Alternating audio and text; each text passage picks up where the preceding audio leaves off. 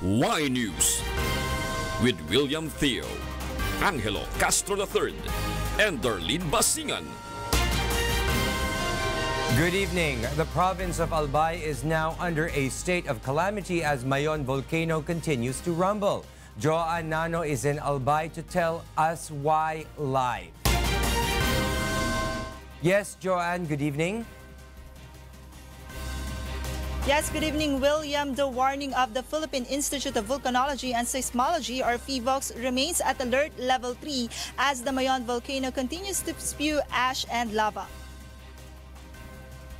PHIVOLCS explains the current volcanic activity of Mayon signals possible major eruption in the coming days. The State Volcanology Agency has recorded 9 tremors since yesterday, which resulted into the expansion of a fountain of lava, which began at 9 in the evening last night. Thus, the local officials of Albay agreed to place the entire province under a state of calamity. This means the provincial government can now use its calamity fund worth 90 million pesos for its disaster risk reduction and management efforts. The fund covers the aid for the more than 6,000 families staying at the evacuation centers after fleeing their homes as the volcanoes continue to show signs of possible major eruption. It also covers medical treatment of residents who may get ill due to the smoke coming out from the volcano. Local authorities may also use the funds to help residents whose livelihood have been damaged by the calamity. So the motion for resolution declaring the province of Albay under the state of calamity due to ongoing Mayon volcano eruption, unanimous seconded, is hereby approved. In a video taken by UNTV News team last night, the lava can be seen continuously flowing from the crater of the Mayon. The flow of lava reached almost 3 kilometers long from its crater. PHIVOLCS notes the volcano continues to spew ashes until now. Should the situation further worsen, PHIVOLCS has this warning to the residents of Albay. Tandaan natin na yung mga pag pinag-usapan na yung lahar, walang distansya dito. Depende sa volume at depende sa lugar. Huwag lang isipin yung laging pinag-uusapan lagi na 6 kilometers na PDC paikot sa bulkan at yung extended na 1 kilometer buffer zones. Will? Joanne, how about the evacuees? Do you have any update about their situation over there? Yes, Will, as of now, more than 6,000 families are staying in evacuation centers here in Legazpi, Albay. And so one of the major problems evacuees are facing is congestion in temporary shelters. Despite this, the provincial government is providing all their basic necessities, especially food, water, and medicines, especially for children. Will, authorities are strictly advising residents to adhere with their advisory because of dangers of falling rocks, landslides, or possible collapse of the volcano's dome should Mount Mayon's rumbling intensifies. And that is the latest live here in Albay. Back to you, Will. Okay, thank you very much, Joanne Nano, live from Legazpi, Albay. Meanwhile, the National Disaster Risk Reduction and Management Council continues to be on alert and is in full coordination with the local government units in Albay. Here's why from Ray Pelayo.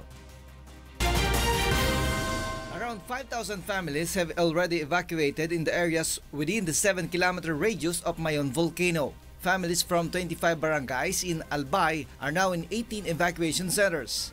The National Disaster Risk Reduction and Management Council says they continue to be on alert for any Mayon volcano activities. So, naka-alert level 3 pa rin tayo and talagang very closely minomonitor ng PHIVOLCS yung volcanic activity. The NDRRMC has also coordinated with the local government units and the Department of Social Welfare and Development to ensure that relief supplies and standby funds are ready for the evacuees. The Armed Forces of the Philippines is also on standby for the security and peace and order. The government will also install temporary learning centers for the students in the evacuation centers. Although tight security is imposed in the area, tourists were not restricted in watching the activities in Mayon volcano. Meron lang tayo mga dinesignate na viewing decks at mga areas kung saan allowed yung mga turista natin, no, na pwede silang pumunta doon. Ray Pilayo, UNTV, News and Rescue, Philippines.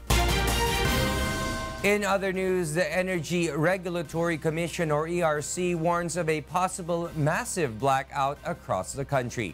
Here's why from Nel Maribohok.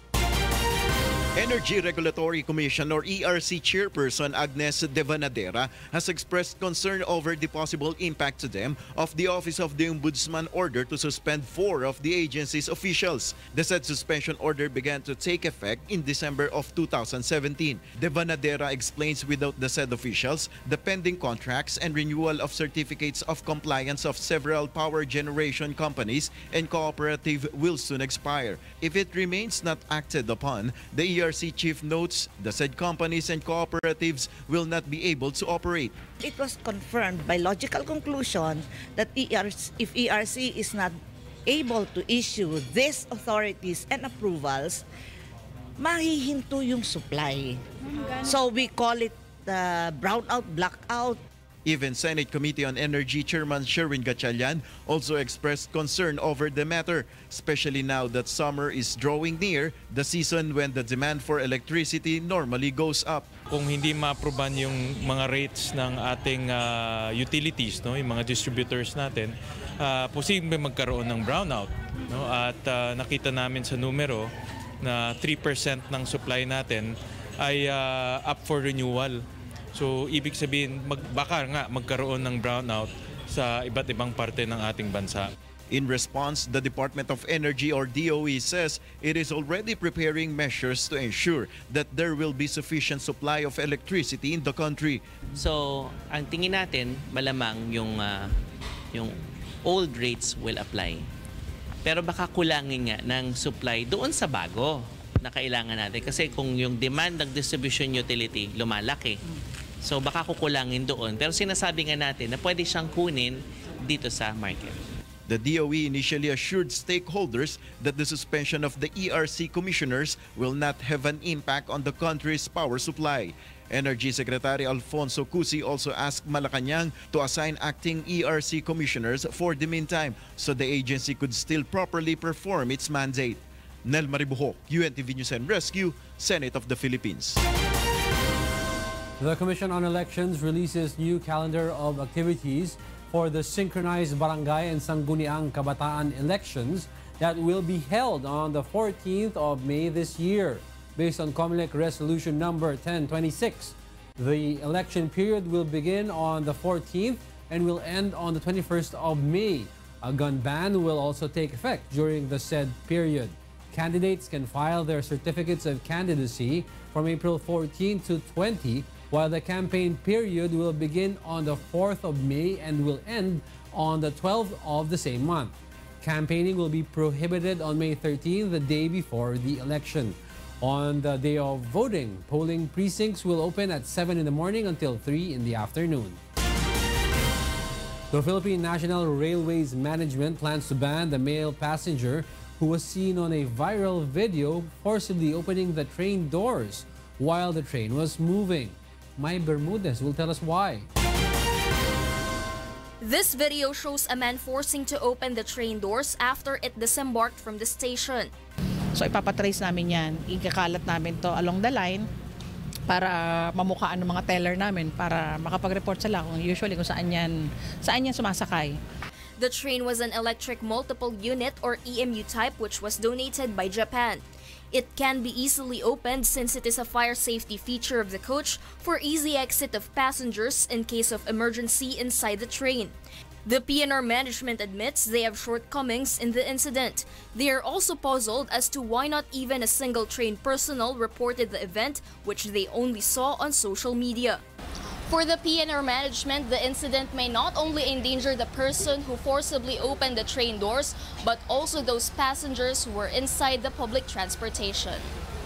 The PNR warns passengers for possible consequences if they violate train safety regulations. For now, the management looks into the possible case that can be filed against those who violate the standards. It can cause damage to PNR property. Napaka-unfair at kawawa naman yung kung merong mga ibang madadamay na inosenteng pasahero, mga katabi niya ron. In line with this, PNR will also investigate trained personnel who may be negligent during the incident. Mai Bermudez, UNTV News and Rescue, Manila. The Interagency Council on Traffic will deploy buses in routes that will be affected by the Tanggal Bulok, Tanggal Usok operation. Monokson will tell us why.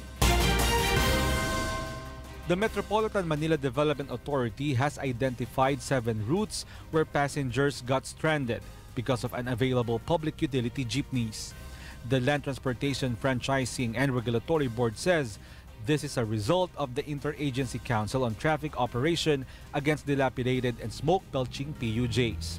LTFRB adds that drivers may have gotten scared of getting caught, having their vehicles impounded and having them meted out with penalties.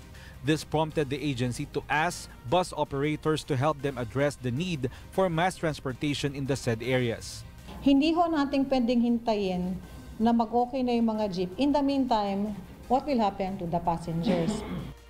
The LTFRB will give special permits to buses to traverse these routes for 3 months. The LTFRB will first deploy in buses in Commonwealth to Trinoma route, Commonwealth to Cubao route, Marcos Highway to SM Masinag to Cubao, and EDSA Shaw to Stop and Shop in Manila. Fare for ordinary buses will be 10 pesos, while fare for aircon buses will be 12 pesos. The buses will be deployed during peak hours from 5 to 9 in the morning and from 4 to 7 in the evening. To date, the LTFRB is still determining other routes that will be experiencing the same problem. Jeepney operators, on the other hand, believe that this move signals the beginning of the phasing out of PUJs. Malinaw na elimination na yan. Malinaw na kami, ang mga PUJ ngayon talaga on the way out. On the road. Magno also laments that the continuing apprehension of jeepneys will result in bigger problems. Marami stranded. Hindi nila kaya-supplyan yan. The LTFRB, on the other hand, assures that this move is not intended to totally phase out the public utility jeepneys. It adds that the government is resolute in taking out dilapidated and smoke-belching PUJs and allowing only well-maintained and safer passenger jeepneys. Mon Hokson, UNTV News and Rescue, Quezon City. The Land Transportation Franchising and Regulatory Board will ban hatchback transport network vehicle service units in March. Mon Hokson is back to tell us why. The Land Transportation Franchising and Regulatory Board argues that some transport network companies did not comply with the provisions of the agency regarding their operations. Hindi ho ito bago. Matagal na ho itong requirement ng LTFRB. The basic is a sedan. Thus, LTFRB has decided that hatchbacks, TNVS units using motor engines that are 1,200cc and below will no longer be allowed to load passengers beginning March this year. Based on record of the agency, around 10,000 hatchbacks registered under Grab and Uber are expected to be taken off the road in March. Meanwhile, operators will be given the chance to apply for dropping and substitution in order for them to continue with their business. When you say dropping and substitution, you're talking of dropping your hatchback and substituting it with one that is compliant. LTFRB points out that hatchbacks are not suited for public transport, particularly to tall passengers, and they have no enough space for large baggages. Roel is planning to sell his hatchback in order to buy a new model to continue his driving. However, he opposes the LTFRB's decision, saying big space for baggage is not an issue because TNCs have a separate services for such deliveries. Roel adds an accident is something that cannot be anticipated, as it can happen anytime either to a small or large vehicle.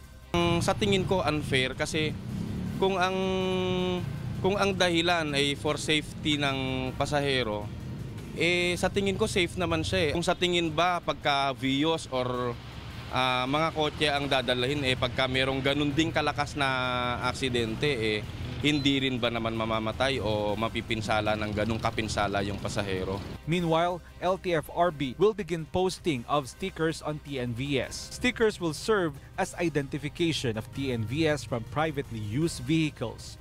All TNVS given franchise will have stickers to be placed at the right lower portion of the vehicle's windshield. At present, there are more than 100,000 TNVS registered under Uber and Grab across the country.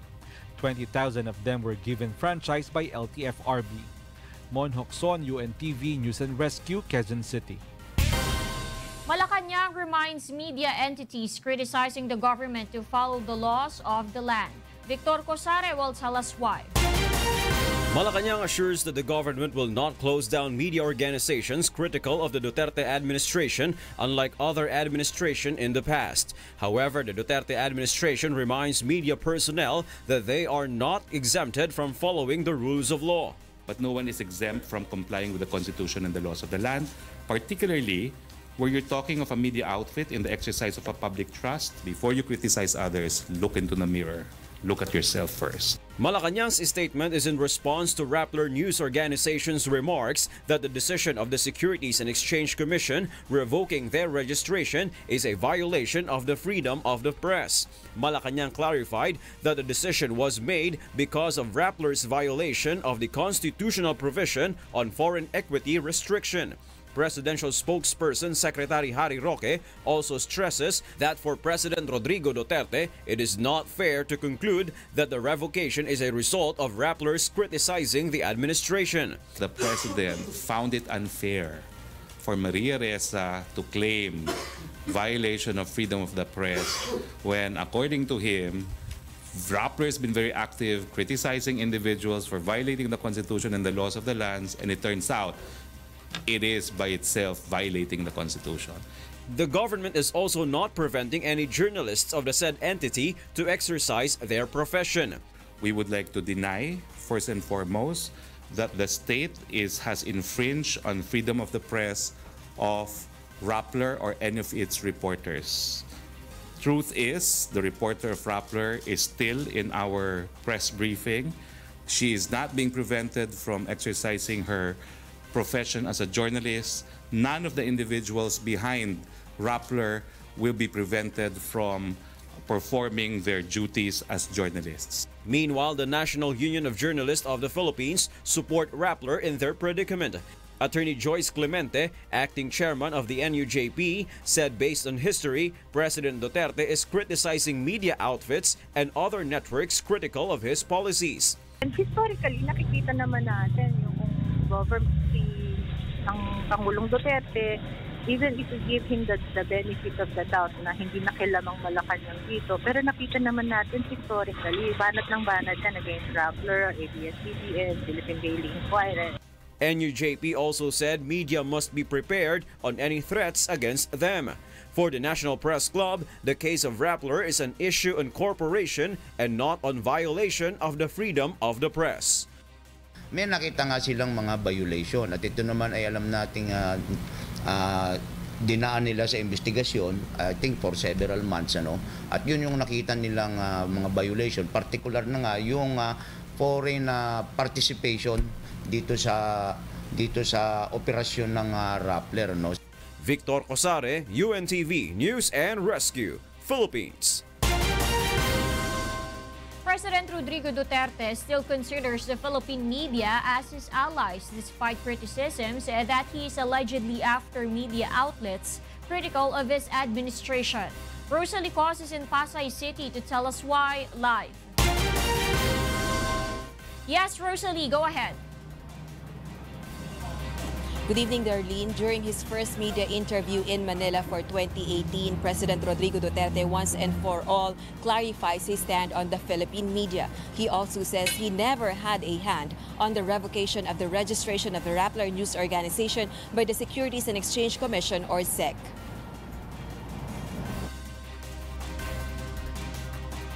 Alay, hindi naman lahat eh.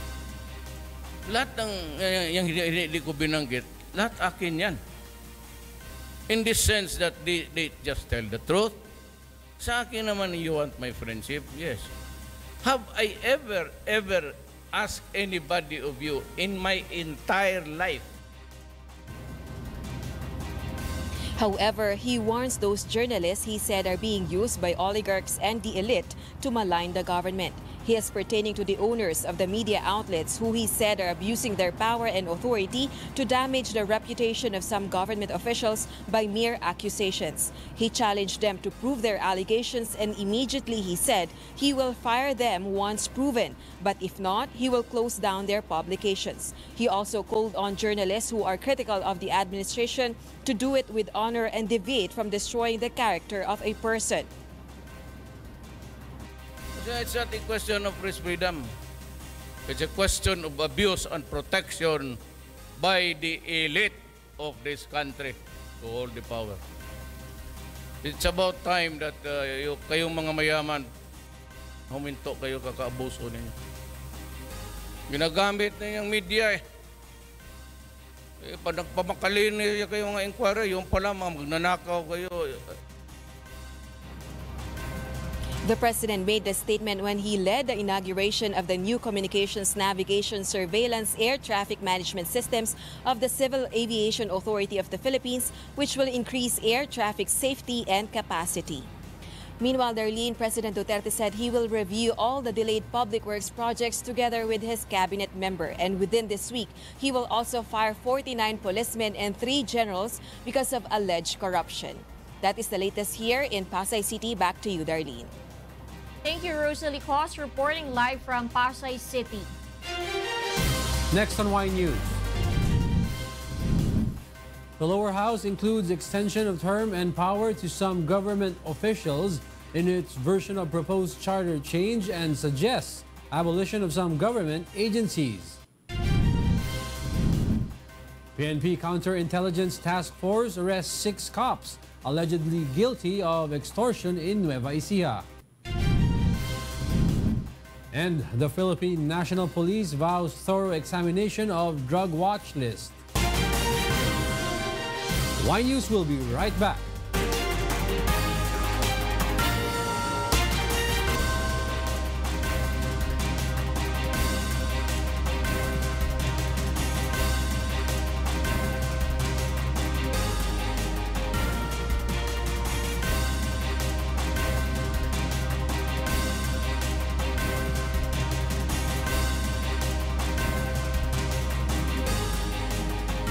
The House of Representatives outlined their proposed structure of the Constitution of what they call the Federal Republic of the Philippines. Based on the version of the lower house, they plan to abolish some government offices and extend the term of some government officials. Here's why from Grace Casin. The lower house of Congress releases its version of a proposed federal form of government. Based on the said proposal, the country will be called Federal Republic of the Philippines, which will have a parliamentary form of government with the president as the head of state. The president will still have the oversight power of all agencies of the government and will remain the commander-in-chief of the Armed Forces of the Philippines, or AFP. However, in the lower house's proposal, there will be no vice president. The lower house will serve as a federal assembly, which will be led by Speaker himself, while the Senate will remain and will be led by the Senate President. The Senate and Federal Assembly will elect a Prime Minister. The Prime Minister will prepare the proposed yearly fund of agencies and will be in charge of contracts and loans of the country. He or she will also have the power to appoint and remove heads of executive offices, cabinet members, and police officials. Under the proposed federal form of government, the Philippines will be divided into 5 states. This will be Luzon, Visayas, Mindanao, Bangsamoro Autonomous Region, and Metro Manila. Each will have 3 state senators. The party list representatives will remain to represent marginalized sectors. The President, Prime Minister, Senator, members of the Federal Assembly, local government officials, and state officials will be in power for 5 years and may seek re-election. The proposal also includes having 2-party system. The first election under the proposed new constitution will be held in May of 2022. Aside from the office of the Vice President, the lawmakers also proposed the abolition of the office of the Ombudsman and the Judicial Bar Council. The House of Representatives version also limits the freedom of the press, speech, and expression.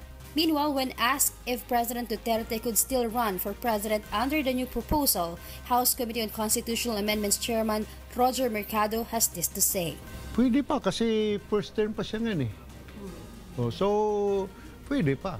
kung in accordance with the Constitution.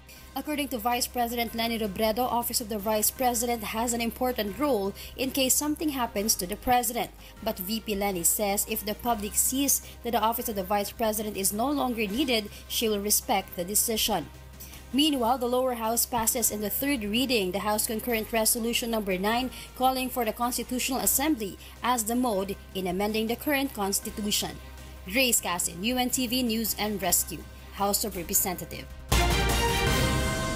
Amid discussions of possible amendments in the political structure of the country, the Senate has no decision yet on the mode of revision of the current Constitution. Nel Maribohok will tell us why. For some senators, it is too early to tackle the proposed amendments in the provisions of the 1987 Constitution. According to Senator Panfilo Lacson, until now the Senate has no decision yet on the resolutions filed regarding what mode of amendment or revision will be applied to the current Constitution. Sa amin, masyadong maaga nga at this stage na mag-propose kasi nandun pa kami sa stage na ano ba yung mode. CONAS ba, CONCON, People's Initiative. So ang medyo dominant na pamamaraan ngayon sa pag-uusapan yung CONAS. Pag CONAS, paano yung proseso? Yun ang tatalakayin ng Senado bukas. Also, according to the senator, there are no consensus yet on the voting system on whether or not the Congress would convene as Constituent Assembly. But according to Senate President Coco Pimentel, he will push for a separate vote in Congress. Ang understanding naman sa Senate, voting separately. Okay. And then we 3/4 vote from the start. Then pag may BICAM na, there is now the harmonized version, 3/4 vote ulit separately. Some senators still await the hearing of the Senate Committee on Constitutional Amendments with former justices of the Supreme Court to discuss the proposed charter change. According to the chairman of the said committee, Senator Francis Pangilinan, it is not necessary for now to fast-track the passage of the proposal to amend the 1987 Constitution. Concern ko lang dito initially is dapat transparent yung proseso, dapat hindi minamadali, at dapat magkaroon ng participation ng iba't ibang sektor dito sa usapin ng charter change. Nel Maribohok, UNTV News and Rescue, Senate of the Philippines. Lawmakers say they are not pressured with President Rodrigo Duterte's pronouncement that he will issue an executive order should the Congress fail to pass the proposed Bangsamoro Basic Law. Aiko Miguel will tell us why. We are working hand in hand dun sa mga Malacañang. Kasi nga yung BTC version naman dito is this is with the Malacañang what do you call this one, parang consent. So basically, eto naman kung mapapansin niyo ang nag-sponsor nito is si no less than Speaker himself, Pantaleon Alvarez. The subcommittee of Congress is confident to submit by the end of January their draft and consolidated version of the Bangsamoro Basic Law, noting it is following a timeline for its passage. According to House Subcommittee Chairman Zamboanga Sibugay 1st District Representative Wilter Sharkey W. Palma, one of the priorities of Congress is to pass the said proposal at the soonest possible time. We kind of see the urgency, the need for us to work faster kasi nga as was pronounced by no less than the President himself. Right now we're working hard on it. The subcommittee targets to submit the proposal to the mother committees composed of the Committees on Local Government, Muslim Affairs, Peace, Reconciliation, and Unity until the end of the month. According to Representative Celso Lobregat, they are focusing on the constitutionality of the provisions of the proposal so they could immediately finalize it. He says they need to scrutinize on 4 versions before submitting the working draft to the mother committee that will be in charge of the deliberation and consultations for the said proposals. The lawmakers could not determine yet the contentious issues or the matters that have to be debated on, as the 4 proposals have many provisions. Meanwhile, the subcommittee members say they have no idea yet when the proposed BBL will take effect. They could not say as well which between the BBL and proposed federal form of government will be passed into law first. Para maayos talaga, dapat charter change. No? Kasi yung mga unconstitutional provisions in the present proposed BBL will become constitutional. Wala nang problema sa Constitution. But if the Constitution is not changed, dapat palitan namin, maraming provision of palitan. The subcommittee will hold another meeting tomorrow and in the coming weeks. Aiko Miguel, UNTV News and Rescue, House of Representatives. The Supreme Court today started hearing the petitions against the one-year extension of the martial law in Mindanao. Petitioners insist it is unconstitutional and has no factual basis. Roderick Mendoza will tell us why. The Supreme Court held oral arguments to discuss 4 petitions which sought to nullify the one-year extension to the implementation of martial law in Mindanao. Last month, the Congress in a joint session voted to extend the martial law until December 31st of this year. The petitioners, however, insist it shouldn't have been allowed because it is already against the Constitution. They argue that the Maute ISIS rebellion, which was the reason for the declaration, has been suppressed. They also claim there is no actual rebellion or invasion in Mindanao which would justify an extension. Yung sinasabi ng Constitution na kailangan may actual rebellion at nagkaroon ng threat sa public safety ay wala doon sa kanilang sinabi, no? Nagkaroon ng sesyon noong December 13, joint session sa Kongreso, wala namang debating nangyari, no? May maiksing tanungan lang at niratsada na kaagad ang extension sa kahilingan ng Malacañang. But Solicitor General Jose Calidas says the Constitution only requires 2 things for an extension of martial law. First, if there is an ongoing rebellion, and second, if it is needed for the safety of the people. They admitted that the rebellion has not been quelled. The other group also said that the NPA has been waging war since time immemorial, up to now. During the interpellation of Justice Noel Tiham, Attorney Christian Munsod, one of the framers of the 1987 Constitution, says martial law should only be imposed if the civilian government can no longer function. He pointed out that the framers put strict requirements for each declaration. Upon interpellation of Senior Justice Antonio Carpio, former Solicitor General Florin Hilbay expresses concern over the possible postponement of elections in Mindanao. He says this is because under the concept of martial law, the military can take over the local governments when necessary. Also, military tribunals can assume the functions of regular courts. Oral arguments resumes tomorrow at 10 in the morning. Roderick Mendoza, UNTV News and Rescue, Supreme Court. The Philippine National Police Counterintelligence Task Force operatives have arrested 6 members of the police force in Caranglan, Nueva Ecija. Here's why from Lea Ilagan. 6 police officers and 2 civilians who were allegedly guilty of extortion fell in the hands of the Philippine National Police Counterintelligence Task Force operatives in Caranglan, Nueva Ecija at dawn today. CITF spokesperson Police Chief Inspector Jewel Nicanor says this group regularly extort passing motorists in the area. Na lahat ng mga sasakyan na dumadaan sa checkpoint nila, they have to give an amount, certain amount of money before they could pass.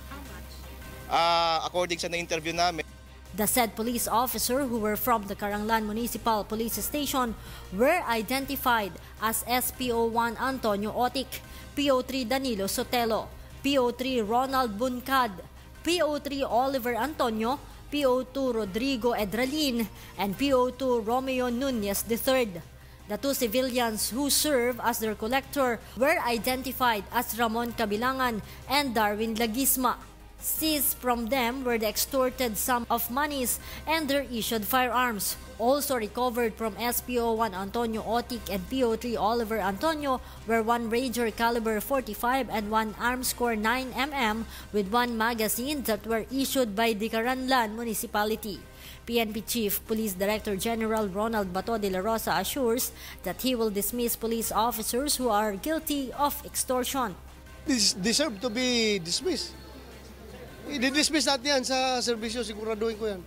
The suspect will face violation of Republic Act 10591 and Republic Act 3019 or the Anti-Graft and Corrupt Practices Act and RA 6713 or the Code of Conduct and ethical standard of public officers and employees' charges. Leia Ilagan, UNTV, News and Rescue Camp Crame. The Philippine National Police assures that they will be thorough in examining the list of personalities that are allegedly involved in illegal drugs. Here's why from Ray Pelayo. The National Capital Region Police Office is waiting for the guidelines from the Philippine National Police Headquarters for the implementation of the Oplan Tokhang. In an interview in the program Get It Straight with Daniel Razon, NCRPO Chief Police Director Oscar Albayalde said they will focus on the drug watch list, but they will be thorough and meticulous in checking the personalities that are included in the list. Ibig sabihin, pupuntahan natin yung bahay nung tao, hindi yung kani-kaninong bahay na lang. At kung sino-sino na lang kinakatok natin ngayon. The official insisted that there was no death in the Oplan Tokhang, but in bypass operations of the PNP that were also legitimate. He said that the public just had a misconception of the program. Talagang yung tokhang po is meant for the addict to surrender. Albayalde reports that almost 30,000 were arrested since the PNP was brought back to the war on drugs. The official, however, admitted that the government could still not provide everything that the surrenderers need for them to complete their rehabilitation. Hanggat wala tayong talagang hindi natin matugunan yung lahat ng nag-surrender yan, the most we can do is regular visitation. Meanwhile, around 155 police from the NCRPO have gone AWOL or absent without official leave. Some of them were among the 360 police personnel that were deployed in Mindanao due to alleged involvement in illegal drugs. Albayalde says some of them had already been useful in being investigators in Marawi City. Ray Pelayo, UNTV, News and Rescue, Quezon City. The Criminal Investigation and Detection Group Anti-Transnational Crime Unit arrested 3 big-time swindlers in Malate, Manila. Here's why from Leia Ilagan. 3 alleged big-time swindlers were arrested by operatives of the Criminal Investigation and Detection Group Anti-Transnational Crime Unit for taking millions of pesos from Japanese nationals who were supposed to invest the amount in a taxi business. The suspects were caught red-handed as they were accepting boodle money at the Kukuru KTV bar in Malate, Manila during an entrapment operation. The suspects were identified as Karen Suico, Rafael Aliswag, and Mark Anthony de la Cruz, who were believed to be members of a syndicate. Police Superintendent Roque Merdihia Jr. says they conducted the entrapment operation after receiving complaints from 3 Japanese nationals who has been victims of the suspects. The suspects asked 20 million pesos from the victim to supposedly invest it in taxi business.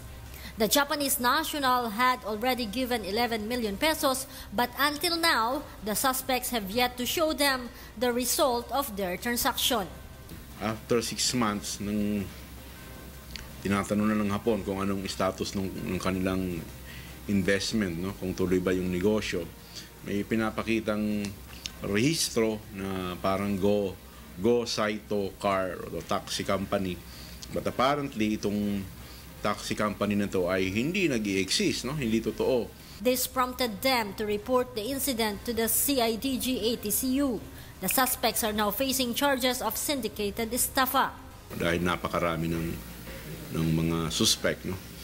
3 ang nahuli at 3 rin ang biktima. So, syndicated estafa ang isinampa. Ito yung non-bailable offense, no? At kinakaharap niya ang habang buhay na pagkakabilanggo. The CIDG-ATCU reminds the public to not immediately put their trust to strangers. Leia Ilagan, UNTV, News and Rescue, Camp Crame. Meanwhile, the Butuan city government will implement a liquor ban next month. Here's why from Aiko Miguel. The Butuan City Council approved the Ordinance Number 5297-2017 that limits the sale and use of liquor in the area.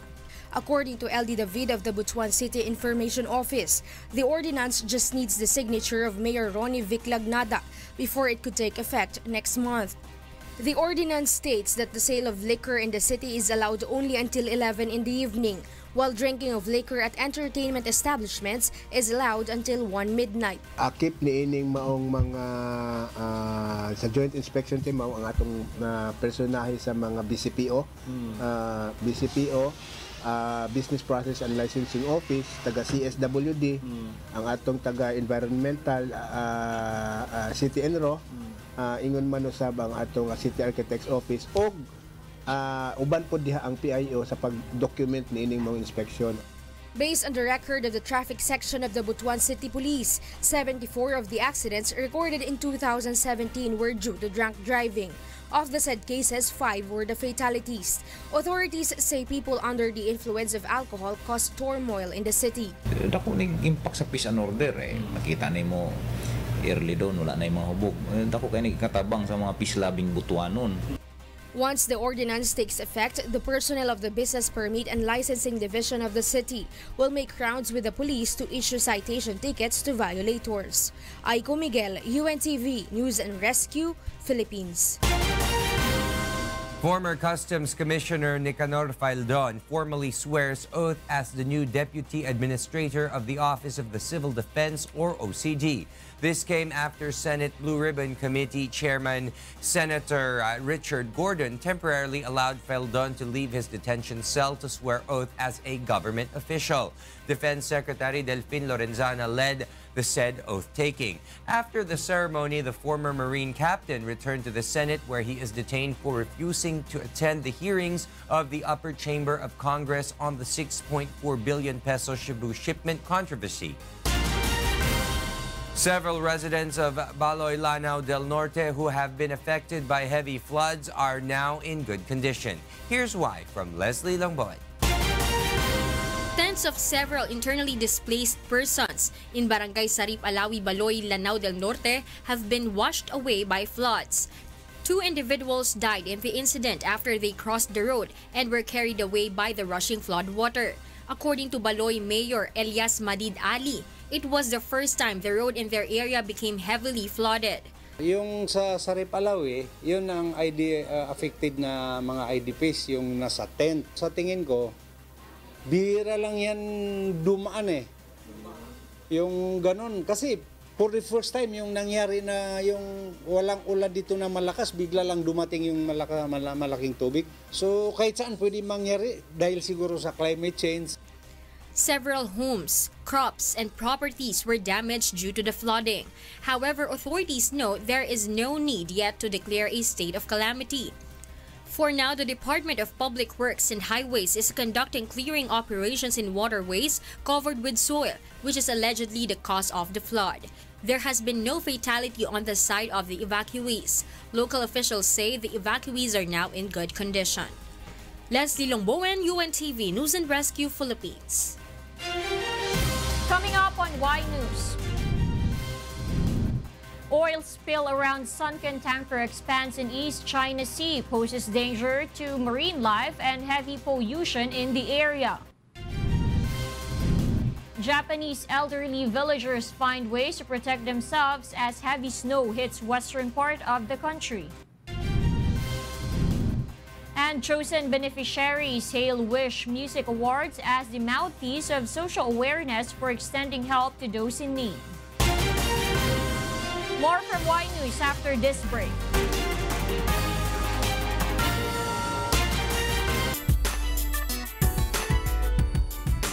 The Big Dome was jam-packed last night for the grandest music event in the country this year, the Wish 1075 Music Awards. Here's why from Leslie Longbowen.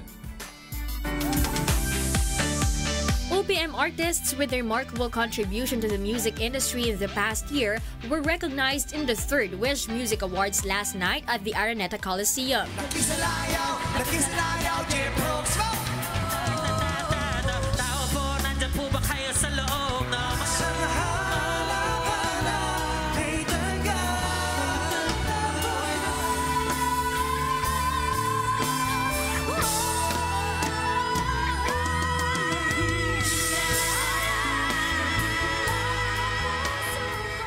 Awarded last night were artists and groups that stood out in their respective genres like R&B, pop, ballad, alternative rock, urban, and contemporary folk. For the second time, Morissette was the big winner of the night.